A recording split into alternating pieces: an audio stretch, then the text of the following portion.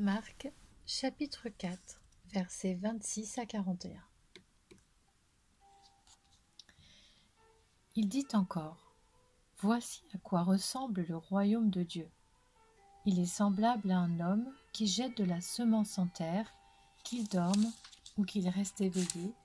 Nuit et jour, la semence germe et pousse sans qu'il sache comment. En effet, d'elle-même la terre produit d'abord l'herbe, puis l'épi, enfin le grain tout formé dans l'épi, et dès que le fruit est mûr, on y met la faucille, car c'est le moment de la moisson. Il dit encore: À quoi comparerons-nous le royaume de Dieu? Ou par quelle parabole le représenterons-nous? Il est comme une graine de moutarde. Lorsqu'on la sème en terre, c'est la plus petite de toutes les semences qui sont sur la terre. Mais lorsqu'elle a été semée, elle monte, devient plus grande que tous les légumes et développe de grandes branches, de sorte que les oiseaux du ciel peuvent habiter sous son ombre. C'est par beaucoup de paraboles de ce genre qu'il leur annonçait la parole, dans la mesure où ils étaient capables de l'entendre. Il ne leur parlait pas sans paraboles, mais en privé, il expliquait tout à ses disciples.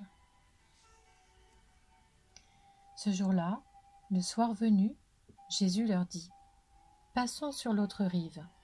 Après avoir renvoyé la foule, ils l'emmenèrent dans la barque où il se trouvait. Il y avait aussi d'autres barques avec lui. Un vent violent s'éleva, et les vagues se jetaient sur la barque, au point qu'elle se remplissait déjà. Et lui, il dormait à l'arrière sur le coussin. Ils le réveillèrent et lui dirent: Maître, cela ne te fait rien que nous soyons en train de mourir? Il se réveilla, menaça le vent et dit à la mer: Silence, tais-toi. Le vent tomba et il y eut un grand calme. Puis il leur dit: Pourquoi êtes-vous si craintifs? Comment se fait-il que vous n'ayez pas de foi? Ils furent saisis d'une grande frayeur et ils se disaient les uns aux autres: Qui est donc cet homme?